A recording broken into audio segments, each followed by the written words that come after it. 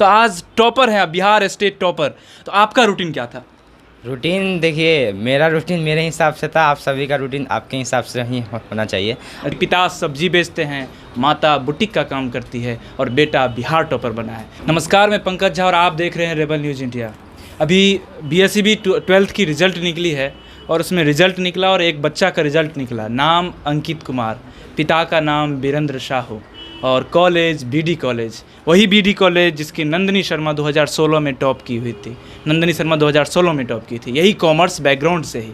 तो आज हमारे साथ अंकित कुमार है और मैं उसके रूम पर पहुंचा। हमारे साथ अंकित हैं और आप इसकी रूम की स्थिति भी देख सकते हैं। ऊपर से लेकर के आप नीचे तक एक बार देख लीजिएगा तो आपको लग जाएगा इस किस स्थिति में है, क्योंकि पिता सब्जी बेचते हैं, माता बुटीक का काम करती है और बेटा बिहार टॉपर बना है। चलिए हम उनसे बातचीत करते हैं और अंकित से बातचीत करते हैं। आखिरकार ये जो मोटिवेशन है, जो बिहार टॉप की है, ये अंकित कुमार, आखिरकार इसके पीछे की कहानी क्या है? कौन सी ऐसी चीज़ थी जो इनको इतना मोटिवेट कर दिया, जो बिहार टॉप कर गया? और बिहार टॉप होने से पहले की कहानी क्या थी? तो अंकित, सबसे पहले हमारे तरफ से बधाई आपको। बहुत बहुत थैंक यू।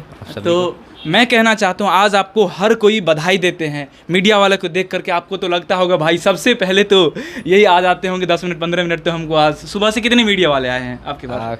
कल भी आए थे 7 से 8 और आज भी लगता है 5 से 6 होंगे। मतलब इंटरव्यू देते देते तो आपका तो पूरा पसीना छूट गया होगा। बुरा हाल है। बुरा हाल हो गया। तो यहाँ जो आप मतलब 12th में रिजल्ट इतना 96% आपके आए, 96.4%, तो 94.6% आपके आए हैं। तो क्या कहना चाहते हैं इस रिज़ल्ट पर? बहुत ज़्यादा खुश हैं हम और अनएक्सपेक्टेड रिज़ल्ट है मेरे लिए। अनएक्सपेक्टेड आपके लिए रिज़ल्ट है।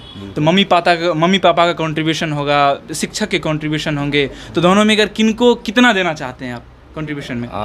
ये कोई कहा नहीं जा सकता, मतलब कोई किसी को भी अगर हम बोलेंगे कम तो वो नुकसान है। दोनों को हम इक्वल ही से बोलेंगे कि दोनों ही इक्वल ही देना चाहते हैं। एक चीज़ और मैं आपसे पूछना चाहता हूं, जब लोग 12th में जो सब्जेक्ट का चुनाव करते हैं तब, और 12th के बाद जो सब्जेक्ट का चुनाव करते हैं तब, आजकल हमारे जो मिडिल क्लास फैमिली, आप भी सब्जी विक्रेता के बच्चे हैं, तो गाइडेंस नहीं हो पाती है, कुछ से कुछ चुनाव कर लेते हैं। जैसा कि आपने बताया अलग अलग इंटरव्यू में, आपका ड्रीम है सिविल सर्विसेज का तैयारी करना, और अभी आपके इतना अच्छा रिजल्ट आया कॉमर्स बैकग्राउंड में। तो आपने चुनाव क्या सच में चुनाव किए थे अपने हिसाब से? इनर कॉलिंग था आपको चुनाव करने का कॉमर्स का, या आपने गलती से चुनाव कर लिया?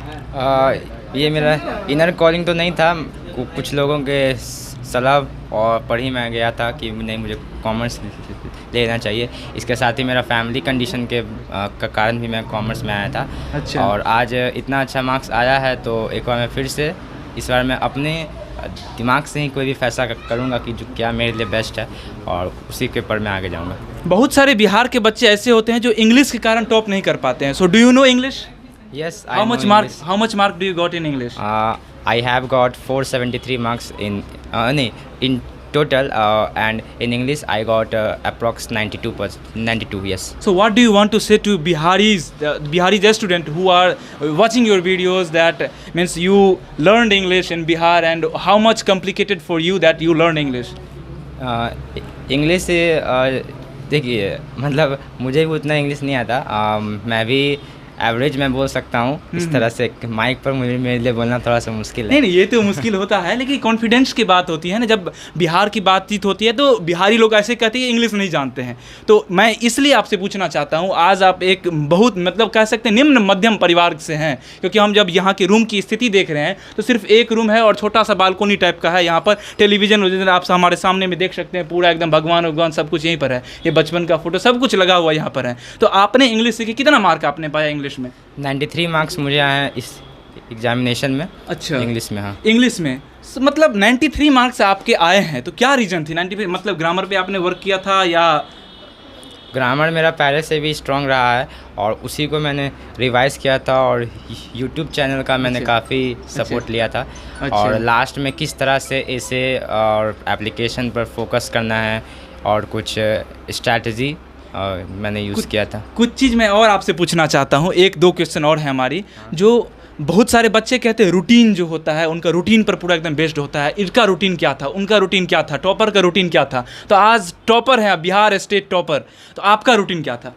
रूटीन देखिए, मेरा रूटीन मेरे हिसाब से था, आप सभी का रूटीन आपके हिसाब से ही होना चाहिए। अच्छा। अगर किसी एक का आप रूटीन को फॉलो करते हैं तो वो मेरे लिए सही है। आपके लिए वो सही नहीं हो सकता, क्योंकि सभी का अपना अपना टाइम मैनेजमेंट रहता है ना, इसलिए।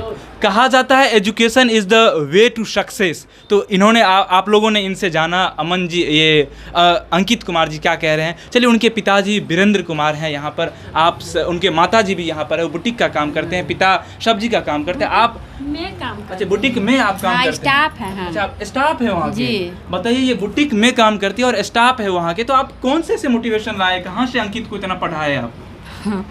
अब वो कहाँ से पढ़ा, वो बच्चे से ही। क्योंकि मिडिल क्लास वाले जो होते हैं ना, अगर कुछ जो पैसा आते हैं 10-20 तो रखते हैं आने वाली, जैसे कभी डिफ़िकल्टीज होते, कोई समस्या हो जाते हैं उनके लिए, तो आपने पढ़ाई में कहीं भी खर्च किए होंगे? तो हम रखते नहीं हैं, हम सोचते हैं जो भी हम रखने से क्या फ़ायदा, हम बच्चा में लगा देंगे। जब उसके पास टैलेंट है पढ़ने का तो हम उसी पे खर्चा करते थे।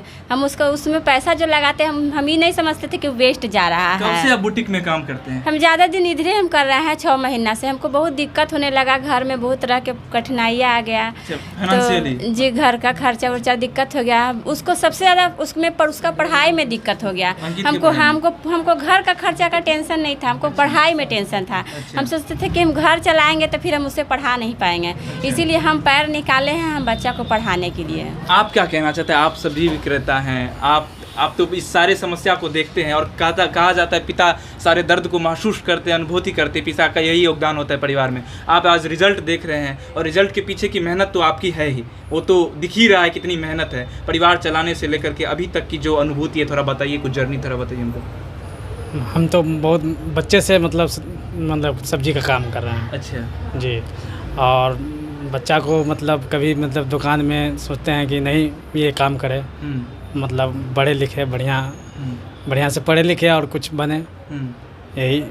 बढ़िया से पढ़े लिखे, तो बढ़िया से पढ़े लिखे तो उस पढ़ाई लिखाई में आपका जो योगदान है, आगे की योगदान में हो सकता है, क्योंकि सिविल सर्विसेज का कह रहा है उतना पैसा तो आप नहीं जुटा पाइएगा। आप जितना है उतना तो कोशिश करेंगे, उतना कोशिश करिएगा। उतना पैसा नहीं जुटा पाइएगा, फिर आगे क्या करिएगा?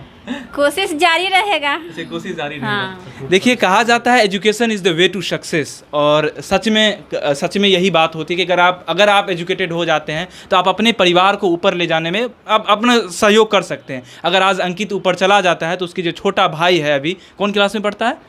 6 क्लास में पढ़ता है, तो निश्चित है उस छोटे क्लास में जो 6 क्लास में जो पढ़ रहा है, तो उसको आगे जाने में उतनी तकलीफ नहीं होगी, उतनी कठिनाई नहीं होगी। तो आजकल के लिए बस इतना ही। और आपने देखा कैसे अंकित पढ़े हैं, और अंकित की कितनी मेहनत थी, अंकित के पिताजी कितने मदद की अंकित को पढ़ाई में। तो मैं उन परिवार को भी कहना चाहता हूँ जिनके बच्चे आज इस बार 11th 12th या 10th में पढ़ रहे हैं, अपने बच्चे को किस तरह से शिक्षा देना चाहिए, क्या करना चाहिए, क्या नहीं करना चाहिए, ये थोड़ा देखें। आज के लिए बस इतना ही। मैं पंकज झा, धन्यवाद। Thanks for watching Rebel News India. Stay tuned for more updates. Don't forget to like, share and subscribe.